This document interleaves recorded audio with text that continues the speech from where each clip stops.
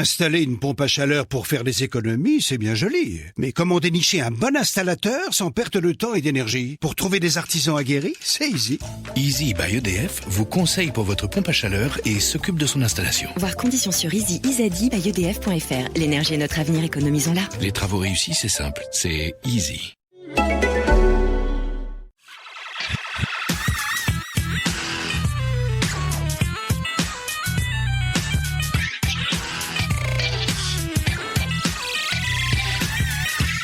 All right, it's not working.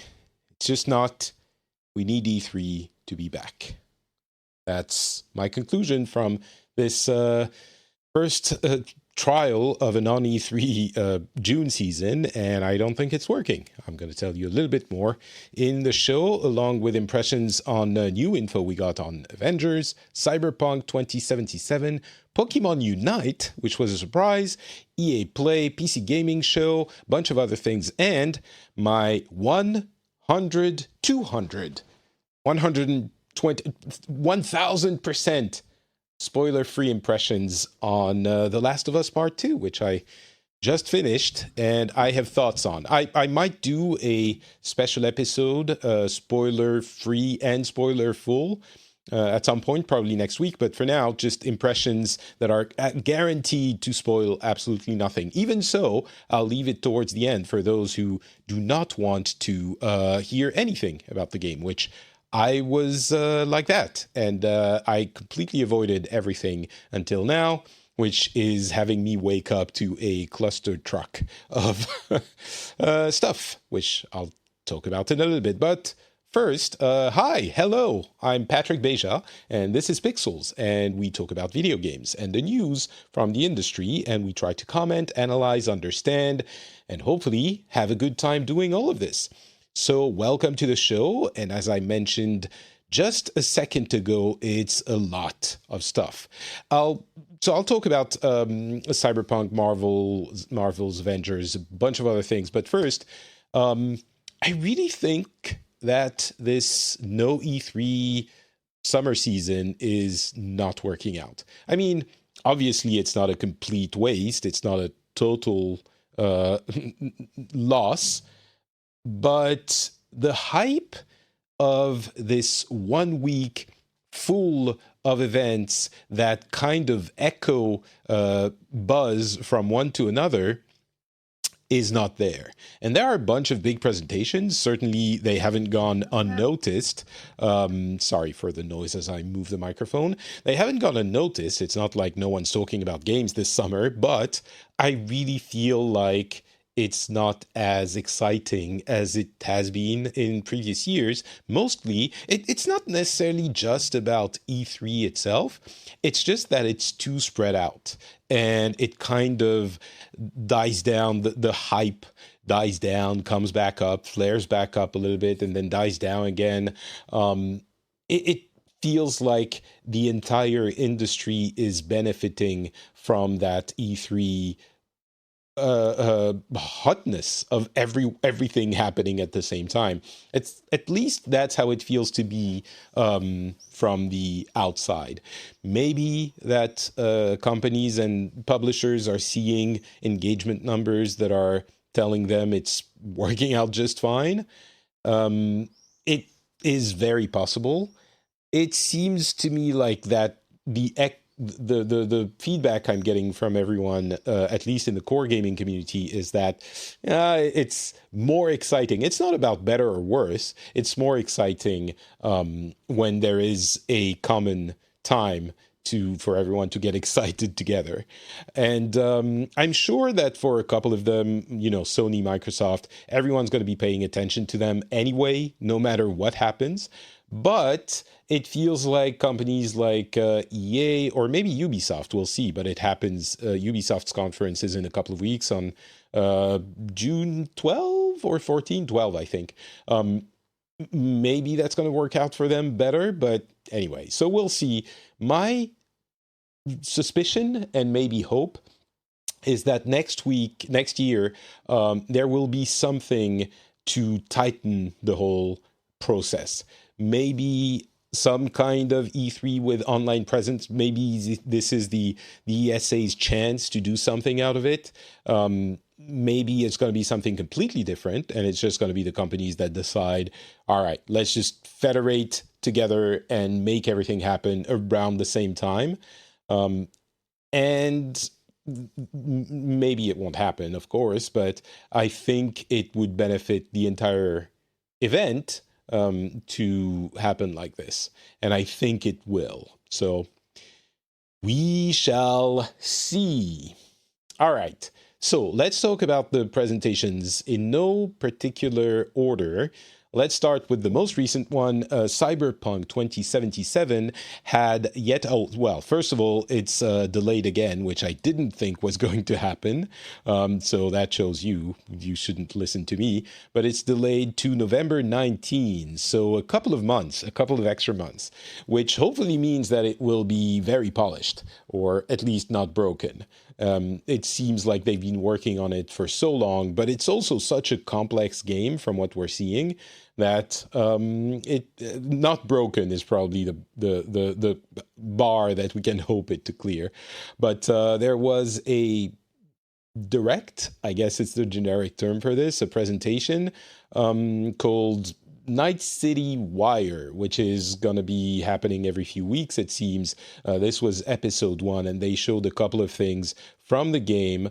A mechanic which is called Brain Dance, which essentially lets you live through the actions of someone else through nano connection to your brain.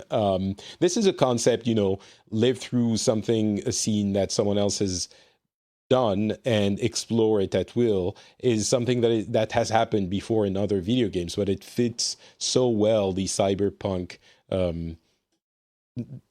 culture system, the cyberpunk universe, that it's interesting to see them. I'm not happy with the placement of this mic. It seems it fits a lot better. It really is seamless, and so you can see a scene through their eyes and then kind of get outside of them and explore places that they weren't looking at. And you have 3D control over your third person.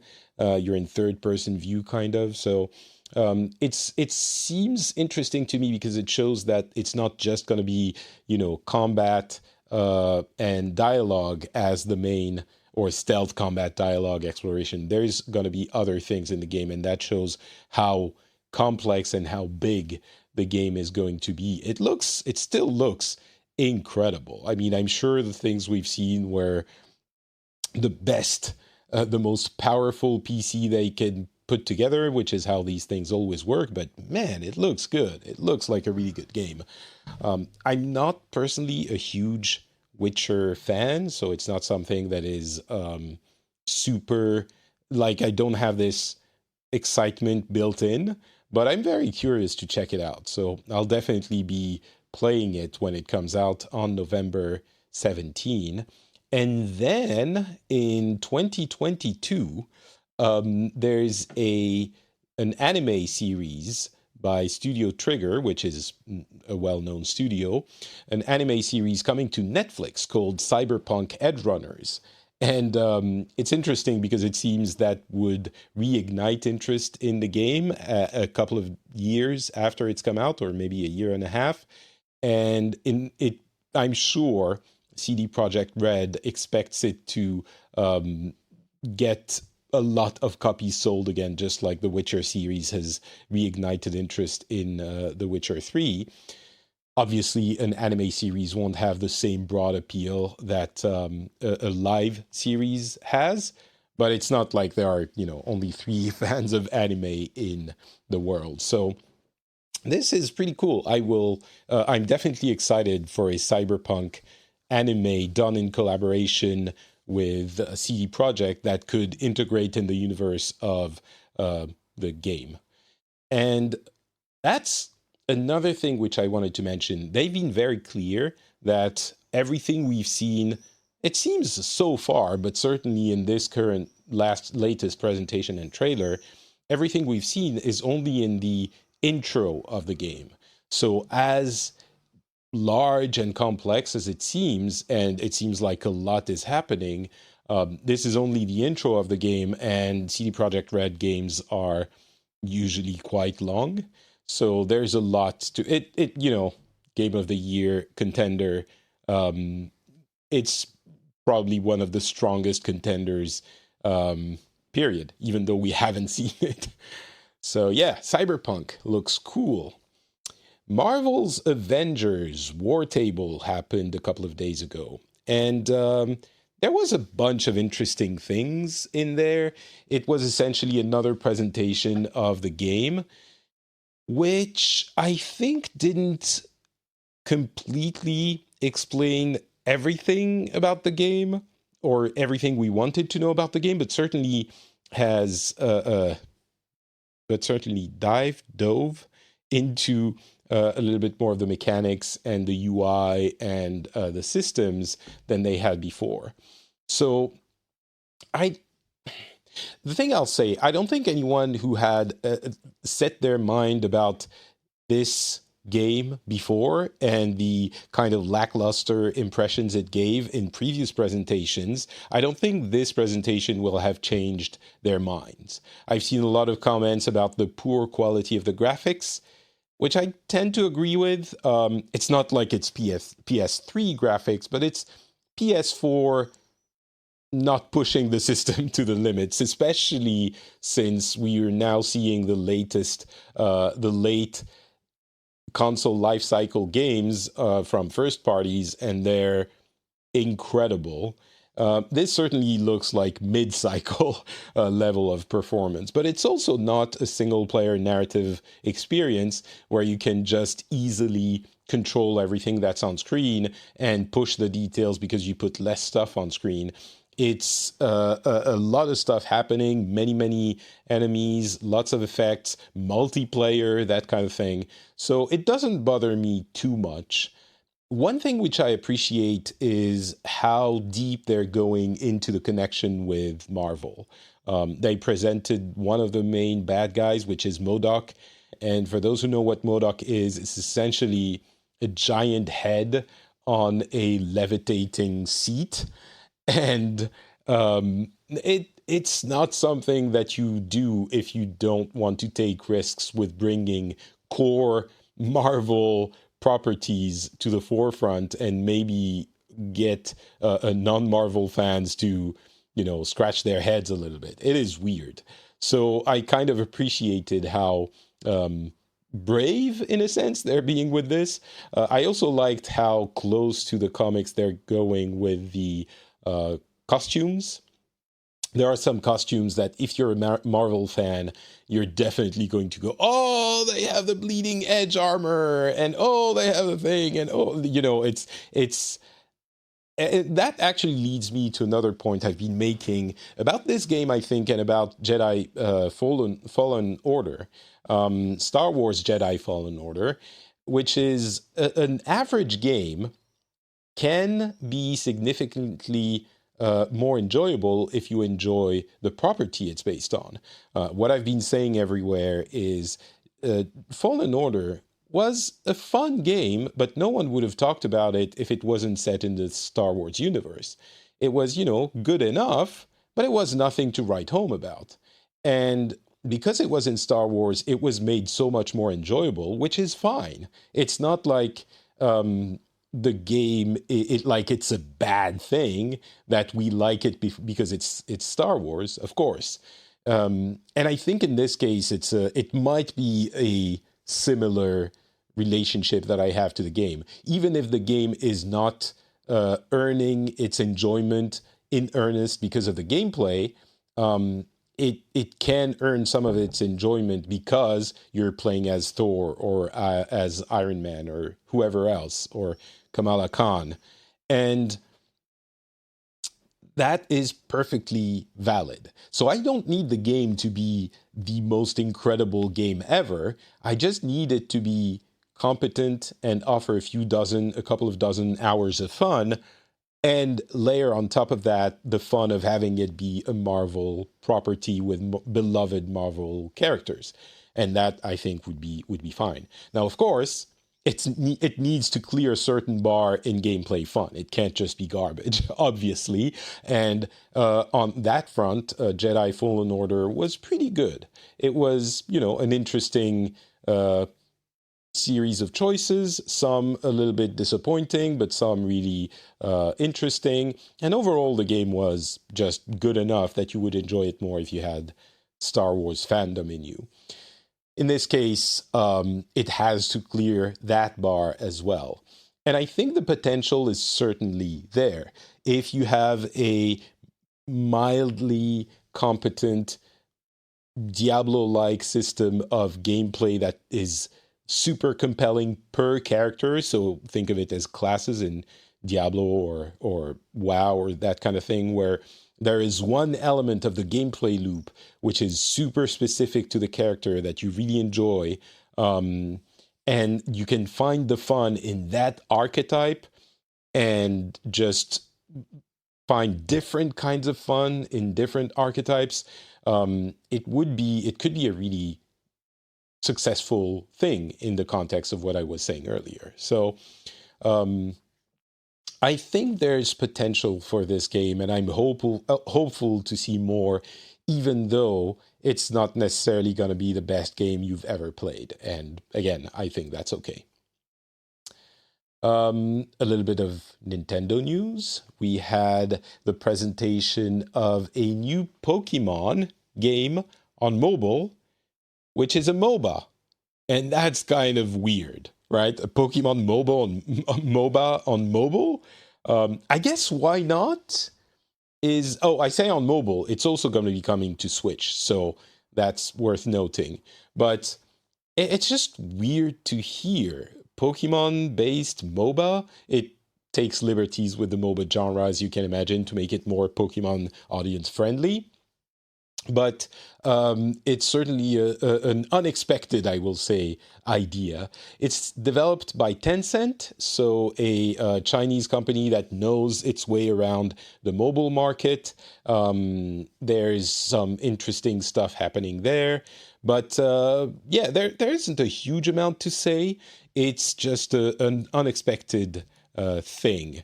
And it's also a little bit unexpected in the sense that Nintendo seems to be stepping back from mobile games development. The Switch has been so successful, and the mobile games have been so not so successful for them that they seem to be stepping back. I'm sure they're not completely abandoning it, or I would be surprised if they were, but they're focusing on the Switch, which, makes a lot of sense.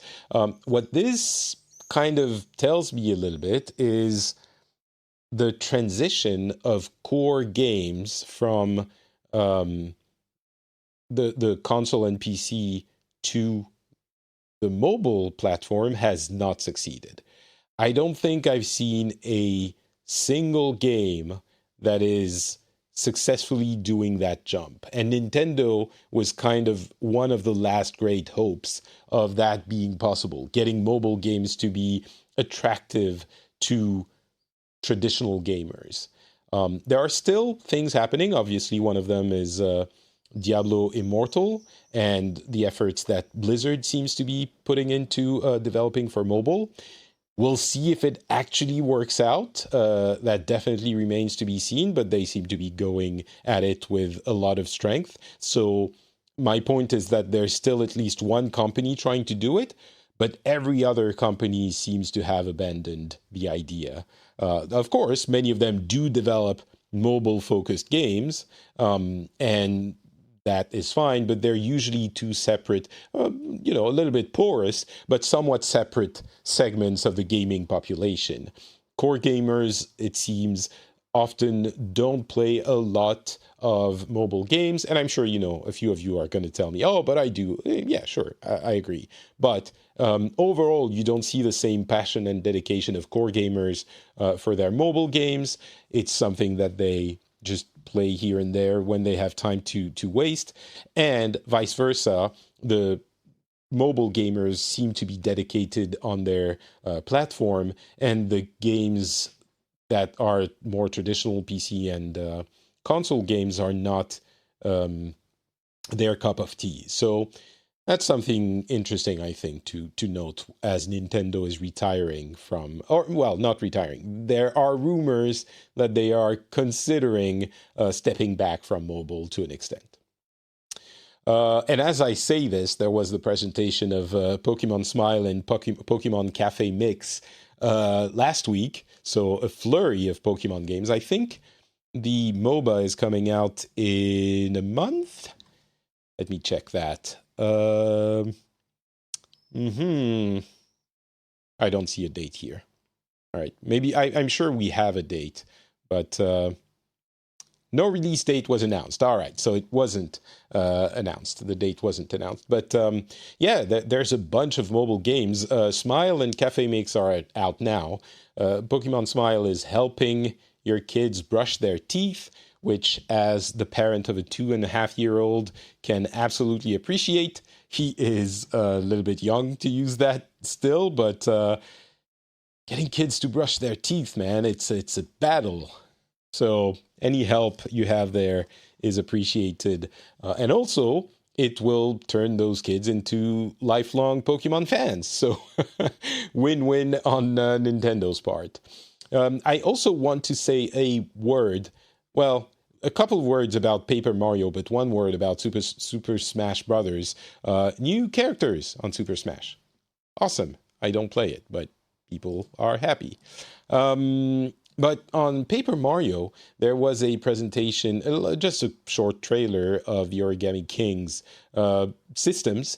And one of them is the ring battle system. Well, the battle system is called ring battle, where you have to orient and move elements of a ring around your character when you enter into a battle to create lines and combos of enemies to line them up. And I just thought it was such an original system. It was really interesting to see a combat system that is not action-oriented and that isn't turn-by-turn or real-time strategy or anything like that. It is completely different from anything I've seen. I'm wondering if it was in the previous Paper Marios or in another game that might not be aware of. But this kind of got me interested a little bit more in the game, just because it's so different. So that was kind of cool. And that's it for the news from Nintendo. Now let's go over what happened at EA's Play Live. And honestly, a few things. The most exciting, obviously, was Star Wars Squadrons, which was teased a few days before, and that Garrett kind of was calling for last week or last episode when we didn't know anything about it, and it was like the next day that Star Wars Squadrons was teased. So what this is, if you don't know, is a 5-on-5 dogfight Star Wars game. So you play in the Star Wars universe, you have a TIE fighter and an X-Wing and a bunch of other ships, and it's PvP, 5-on-5. There is a single-player experience. It seems likely that this will be a 3 or 4 hours experience, and it will teach you the basics of the game, but it's there if you want to. And the game will be $40, so it is a low-priced game. And the thing that I think a lot of people don't note is that there will be no in-game additional content that you pay for or that you don't pay for. There's no way to buy anything in the game. It is the game as is. It's $40, you get everything, and there won't ever be anything else for it. Which I think it's interesting because a lot of people have been asking for that kind of thing and have been saying, we just want the full game, we pay for it, and we have everything, and that's it. But a game like this, it feels like it would be so limited if it's not a game as a service in some way. You're going to get your, 5 ships that you can choose from, and you're going to play it for a few hours, maybe a little bit longer, and then it's going to die off, right? It's not, and maybe that's fine. Maybe that's completely fine. But especially in a world where we have so many live games and so many things vying for your attention, I guess it will be interesting to see what happens to it and if people are adamant about that experience being what they want, or if this kind of makes some people that are very anti additional elements of a game after you've bought it realize, well, it's not just bad when you have additional stuff that come out and that refresh your interest in that game. It's good that they're experimenting with this, I suppose, but I'm a little bit worried. Not worried, because I probably won't care all that much about that game, but I'm wary of that idea that it won't get anything else down the line. There were a couple of other game announced. Rocket Arena, which it feels like some kind of Overwatch hero shooter with even more cartoony, almost Fortnite-like graphics. This is a tough competitive space, the hero shooter. So good luck to Rocket Arena, but I wouldn't expect it to do something incredible. There's a new skate game. There's a new game by, what's his name? Hazelight. My mind is blanking. I'm going to have to click. Joseph Fares, the guy who did these two-player games, most recently A Way Out. And it seems like a weird game that It Takes Two. It's launching next year. So if that's your thing, it's two-player game and it's got a weird setting, go check it out. There were reveals of EA Sports games, but the other big thing, aside from Star Wars, which was definitely the biggest thing, was the announcement that Apex Legends is coming to Switch this fall, adding crossplay, and Electronic Arts is finally getting on the Switch bandwagon and is developing 7 games for the Switch. So that is exciting because everyone loves their Switch, right? If you don't, I don't know who you are. But there's a number of games that are coming to Switch. Let's see which ones they are. Burnout Paradise Remastered, FIFA 21, Lost in Random, which is an interesting game, another game that was presented there. Need for Speed Hot Pursuit, that is from 2010. That's going to be a remaster, also coming to other platforms, and a Plant vs. Zombies game. So if I'm being 100% honest, all of this is not very exciting, except for Apex Legends, which I should play again, actually. But it's, it's good, I think, that EA is expanding to the Switch because they should have done that more a while ago. They didn't show any footage from the Switch version of Apex Legends. That should be noted. So, obviously, we're not... Oops, apologies. We're not going to that platform for graphical fidelity, but it's funny that they didn't show anything. And yeah, did I mention it's going to have crossplay? So thank God, crossplay is coming to Apex Legends. That's very cool. What else? The PC Gaming Show. Oh. Oof. I don't want to be mean, but I know it's a small structure. It's put together by PC Gamer and Shunplot and... Sorry, I can't remember the other host's name. It's just not an enjoyable show. There were a couple of games that made me think, oh, that, might be interesting. Ghost Runner is one of them. The Eternal Cylinder is one of them. But the show itself is so long and awkward, and the jokes just don't work. Like, these kinds of things that you would think... The first time they did the PC Gaming Show, what was it, like 4 years ago?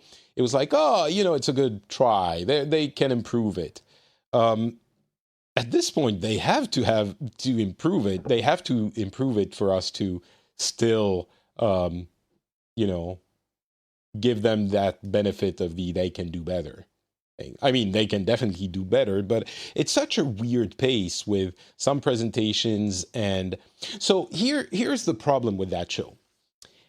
Every big game goes to another show.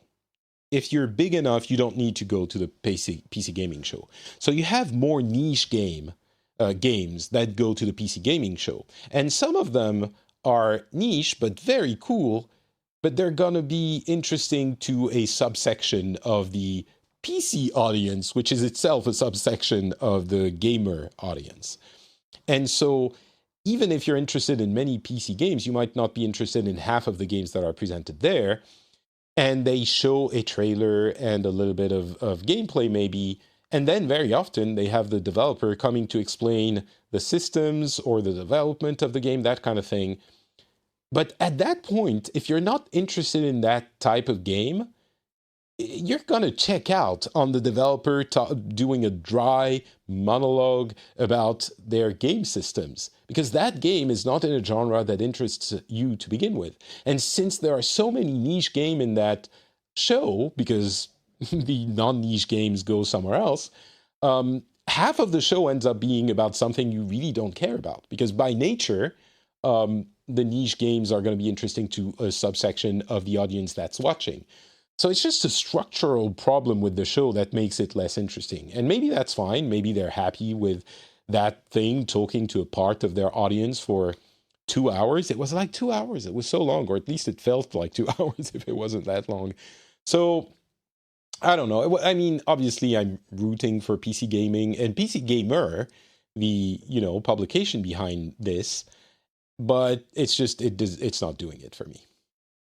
Same goes to Upload VR, that VR showcase by the Upload VR website. The problem there, I think, is that VR is stagnant. There are some interesting things happening, but they're the same interesting things that have been happening for 3 years. So by now, if you haven't been interested in VR, you're not going to be interested in VR. And if you haven't, then, and if you are interested in VR, you're kind of seeing the same things that you've been seeing for 3 years. Kind of. So, yeah, I hate to be a downer on this, but these two showcases were not my cup of tea. All right, that's it for presentations. Let's talk about news. First of all, Microsoft is shutting down Mixer, which, oh my God, like complete friends jaw drop. No one saw that coming. If anyone tells you they saw it coming, they're lying. They might have seen it coming, 2, 3, 4 years from now, which, to be fair, everyone saw that coming. We knew Mixer was not doing well, and even though they got exclusive contracts with big streamers, it wasn't bringing in the viewership that it needs to continue long term. So everyone knew it was likely that they would not see the end of the next generation, if that. But I don't think anyone saw Microsoft shutting it down now within weeks of the announcement, which, by the way, some employees found out about this on Twitter, which sucks. I understand why, because if you start talking to employees, you rumors start flying out, which I guess you can call an all-hands meeting in the morning and then reveal the news to the public as it is being told to the employees. But I guess the timing didn't work out there. But anyway, it was the numbers on Mixer. I guess maybe some people don't even know what Mixer is. It's a Twitch competitor, essentially. Mixer is a streaming website for gaming. And Microsoft bought it, or the tech behind it, a couple of years ago. They had been paying insane amounts of money to big streamers, most notably Ninja and Shroud, to come stream exclusively on their platform. And for them to shut it down now, I think a year after taking on board Ninja, which doesn't need to be reminded, is the biggest streamer in the world, and 6 months after taking on Shroud, the numbers must have been so bad. According to different studies, game streaming has been growing significantly during the pandemic. Mixer almost didn't grow at all. So I think it seems like a smart move by Microsoft, as unexpected as it is, because they must be seeing that, you know what, it's not working out. So we're either going to have to invest whatever, $5 billion in this business and see if it works out in 5 years. And maybe it won't, and probably we'll have to shut it down in like 2, 3, 4 years anyway. Or we clean up house now. Let's just forget about it and focus on other things and not have that be a negative story midway through the life cycle of the Xbox Series X. I think that's a pretty smart move. It's just, brutal, but it's pretty smart. And a couple of other things there. The exclusive streamers like Shroud and Ninja apparently have I think they've made out with the biggest amount of money they would ever hope to see, because the rumors are Ninja's contract was $30 million, which Facebook tried to double for him to go to Facebook. Oh, yeah, I didn't even mention. Mixer is transferring all the assets, all the accounts over to Facebook in an exclusive deal, which they might integrate Facebook gaming into the Xbox system, but it's mostly a dump of what they had and a continuation of the contracts of all the streamers they had. And so Ninja, Facebook tried to lure Ninja, and the audience is so different. He was like, no, thank you for the 30 additional million, but I already have 30 and I'm good. And that's the thing, by the way, if you already have 30 million in your pocket, another 30 is not enough for you to sell, to go to a place you don't want to go. And you're fine. You don't need another 30. Maybe if you offer 300 million, that will make you think, okay, I'll, drudge through the next 3 years or whatever. But another 30, you're not going to make your life not enjoyable when you already have that amount of money. Same with Shroud. Shroud, who's another big streamer that got caught up by Mixer. He apparently made 10 million on his contract. And he was like, all right, goodbye. Not going to Facebook, even though they apparently doubled that offering as well. Now, that is the... they were supposed to get that amount of money for their, probably 3 years contracts on Mixer. And because Mixer shut down, Microsoft had to buy them out. So they made the whole money for only 1 year for Ninja and only 6 months for Shroud, which is crazy. Good on them, I guess. It leaves the question of what are they going to do and what is the streaming market like now. It seems unlikely Ninja is going to go back to Twitch. Their relationship has been extremely strenuous. Some really bad thing happened with the Ninja account when he left. I mean, it's still business, so it would be possible for Ninja to go back to Twitch if they were like, okay, we're sorry, we're going to give you that much money and come back to the place, come back home. It seems more likely that YouTube Gaming is going to tell Ninja, we will give you a lot of money for you to come to us. Because YouTube is in a better position for many different reasons. Shroud, it seems like he's going to go back to Twitch. And he's going to be bigger than he was when he left. Because there's no such thing as bad publicity. And in this case, it's not even bad. It's just noise around his name.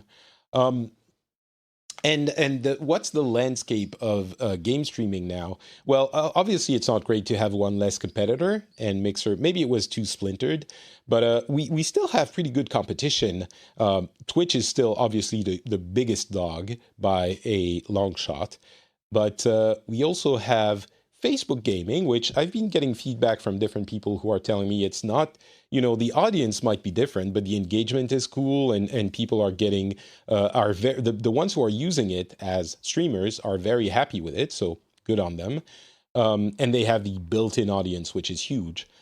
YouTube gaming has a huge gaming audience, obviously, and the YouTube gaming aspect, the gaming videos is huge, so it has that going for it. So it's there as well, even though they're not pushing it as much as before, it seems, not as an individual brand. And Mixer had none of that. And that's why I think we were expecting it to be a bigger part of the Xbox Series X something, UI, and that would be its strength. But it seems maybe that wasn't enough to keep it alive. And so now we have a 3-person race, or a 3-company race. Facebook, Amazon, and Google, or Alphabet, or actually it is Google, which it seems they are everywhere. But Twitch in that context is definitely the biggest one. So yeah, that's where we are. PlayStation 5 news, just a little bit. Miles Morales, Spider-Man Miles Morales is indeed a single individual game. It's probably not going to be a full-length game, as we suspected and discussed a couple of times since the PS5 presentation, but it's been confirmed that you can buy it standalone. That's the word I was looking for. And it seems that there's going to be a remaster or improved version of Spider-Man, period, that maybe you're going to be able to buy as a bundle on PS5. But yeah, Miles Morales, the confirmation that it's a First Light / Lost Legacy type experience is there. So the other thing is Horizon Forbidden West is coming out in 2021. Which is cool, because when we were seeing it, it's definitely the game that looks next gen, and not seeing a date was leading me to believe that maybe it's not kind of far off, but it's been confirmed, or at least at this stage. It might get delayed, of course, but they're aiming for 2021, which is cool. A couple of other tidbits. AT&T wants to sell off Warner Brothers Interactive, which... There are a number of companies that are interested, but this is a really interesting company to be spun off. It could be a great get for a company like Activision. I'm guessing the contracts and gaming IPs come with the company. Otherwise, there's no point. So Warner Brothers Interactive Entertainment would retain the rights to make IPs based on Warner properties, which are numerous, and include, of course, DC, but not just DC. So that would be a pretty cool get for a number of different big companies out there. I think EA, Take-Two, Activision in particular, because they don't have a lot of IPs going right now. It's Call of Duty and the Blizzard games, but it might also be a little bit too much to take on, so who knows. The Steam summer sales started. So if there are games that you want, it's that time again where you can buy them for cheap and never play them and let them be forgotten in your list of shame, in your backlog. All right, so I do want to talk about The Last of Us Part 2, but before that, just a quick word about the wave of sexual harassment stories that have come out in the video game industry in the past week or two. I don't have a lot to contribute. I think I tweeted that a couple of days ago. I don't have a lot to contribute to this, but the one thing that strikes me is how incredible it is that these things are still happening, and how incredible it is that the people doing these things are able to do them. And I had a lot of back and forth on Twitter on this point, but I think it's worth noting that these things can't happen without the environment that enables them.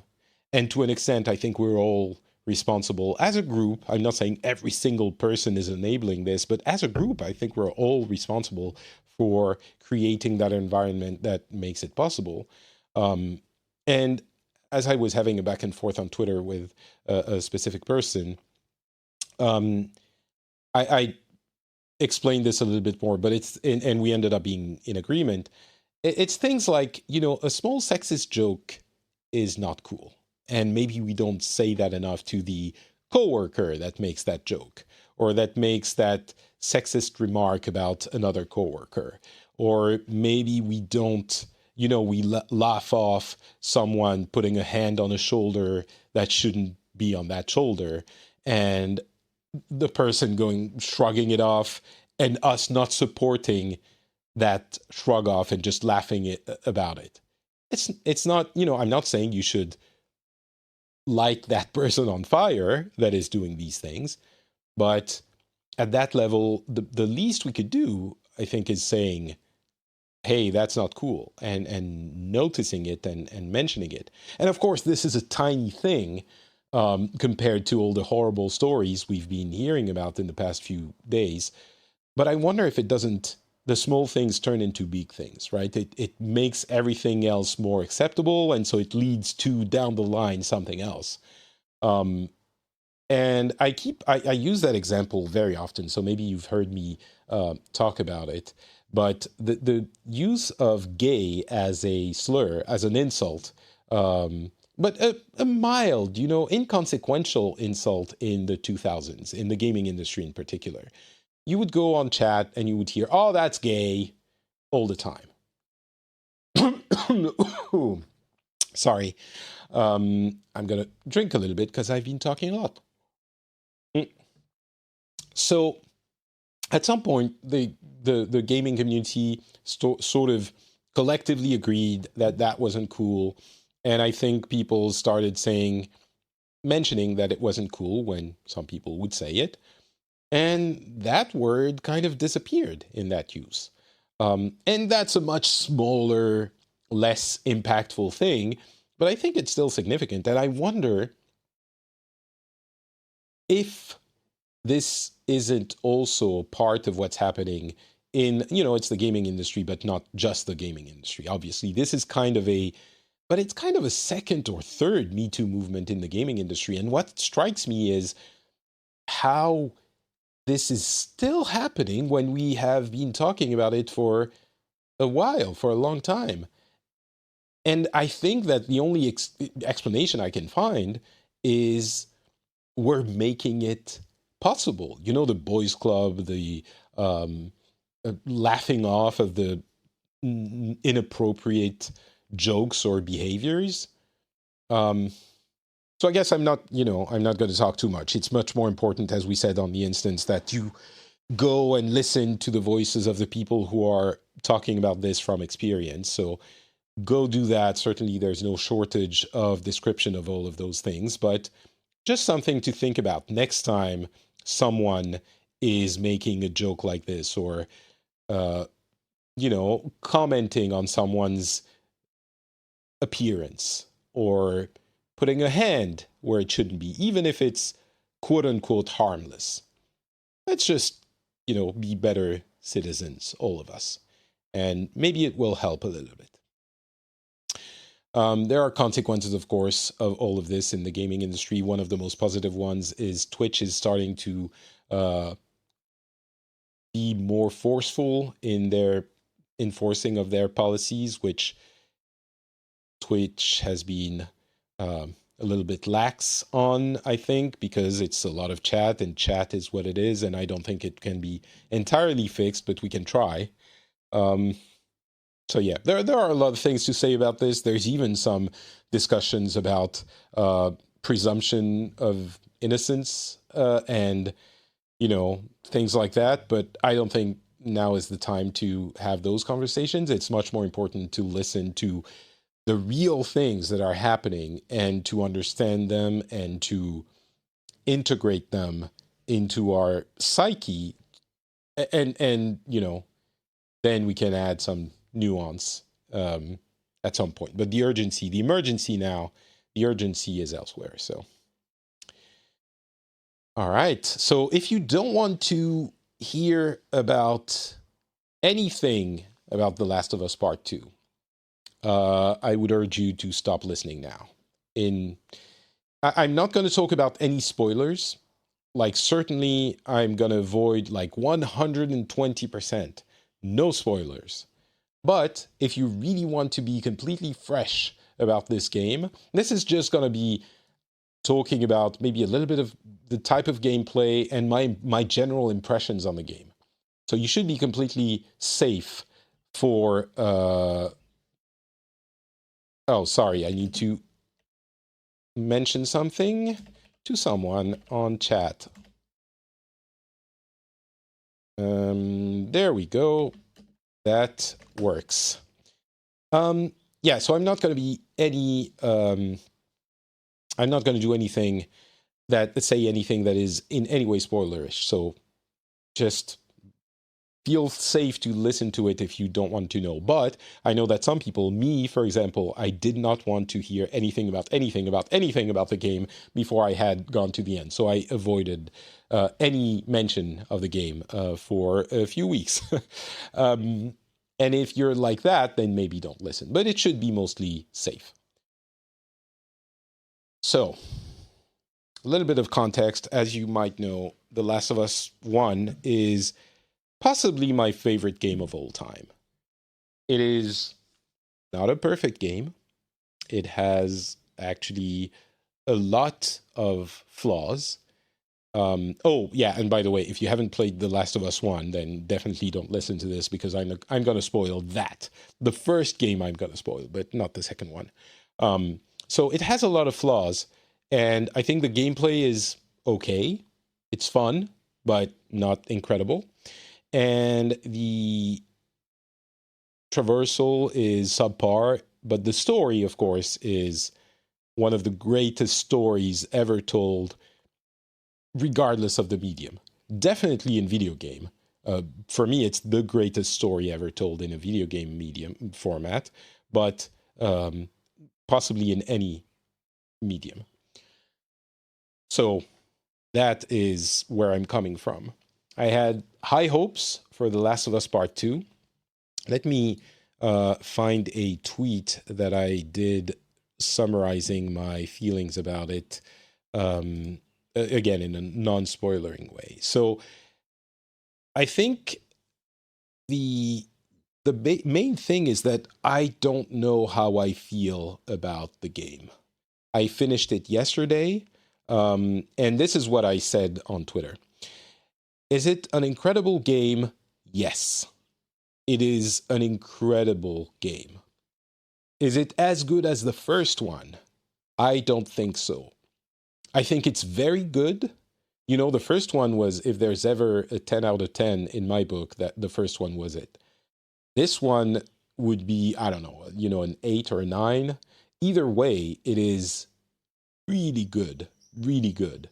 But I don't think it's as good as the first one. It's technically incredible. The visuals are mind-blowing many, many times.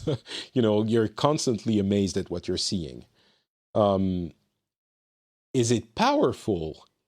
Yes. It is an extremely powerful game. It engages you, it provokes you, it challenges you, it makes you very uncomfortable. It's a game that many people can't play, and I wouldn't fault anyone for saying this is not for me. It is violent. It is violent in more ways than one. Not just the physical violence, but the psychological violence is hard to bear. I'll say a quick word about the gameplay. If you didn't like... I think I expected more. If you didn't like the gameplay for the first one, it's essentially the same. There is very little difference. Some, minor differences in the way you approach combat, but mostly it's the same gameplay as in the first game. There's very little traversal or puzzles, so it's mostly the gameplay, and it is... it can get monotonous for some people. I always had fun with it, with the gameplay, with the combat, but it is not significantly different from the one in the first game. So that's important to note. And the big question is the game enjoyable? The game as a whole? And I don't know how to answer that question. I played through the whole game, and I played within a week, partly because I wanted to play through the whole thing to avoid spoilers, but also because I didn't want to stop, because I wanted to see what was happening. And I guess I'm answering the question. I enjoyed playing it. It's not that I enjoyed playing it, it's that I wanted to play it. I wanted to keep playing it. Does that make it enjoyable? I don't think I can say I enjoyed it, thinking about it. I lived through what the game wanted me to live through. And I didn't want to stop that ride. I didn't want to stop that experience. But I don't think I can say I enjoyed it in the fun sense of the word. I think it's an incredible, unique cultural experience. It's something that only a video game can take you through, and you live through that story much more than you would in any other medium, and you live through it with a strength that is impossible to reproduce in another medium, because obviously you're not taking part in the action that's happening on screen in other media. And I'm, as I said on Twitter, I think I'm going to be examining my feelings about the game and the story for a long time. I'm going to think about what it says, what we did for a long time, which in itself is significant. The fact that a game can impact you in that way means that it has some form of cultural value. So that is, I think, an important takeaway from the game. I think it's worth playing if you can bear the difficulty of playing through the game. I think it is worth playing through. I think it's an interesting experience. And I will add, again, without going into spoilers, I will add that I kind of emerged of a Last of Us Part 2 cave because I had been so careful about not seeing anything about the game for weeks now. I hadn't seen anything about the leaks or anything. And what I'm hearing about gamers complaining about the game is mind-boggling to me, because it is people completely misunderstanding not only this game, but also the first one. There's, again, going back to the first one, there's a, in that, you know what, I'm not even going to talk about it. I will do a spoiler-full version of the game, of the review, maybe next week, maybe in a couple of weeks, but I'll talk about all of this. But hopefully that gives you a little bit of an impression of where I stand on the game, and I think it's difficult to discuss without going into spoiler territory and talking about the story, so I won't do that. But certainly it's an experience that doesn't leave you untouched. So, and I'm thinking about it and still don't know if I liked it. I liked it, but I don't know if I liked it. I mean, definitely didn't like it. Does that make sense? No, it doesn't. We'll talk about it in the spoiler-full version. I'll do a special where I guess I'll talk a little bit more about spoiler-free, but mostly spoiler-full. So expect that to happen at some point in the future. All right, thank you so much for hanging out with me. I hope you enjoyed my banter. If you did, feel free to follow me on Twitter or Instagram, for example. I'm not Patrick on both of those platforms. We can talk about a bunch of stuff over there. And you can comment on FrenchSpin.com if you want to comment on something that I said here. Of course, please be mindful and respectful. No spoilers of anything. I will delete those comments if I see them. And that's it. We'll be back in a couple of weeks for another episode. Talk to you then. Bye.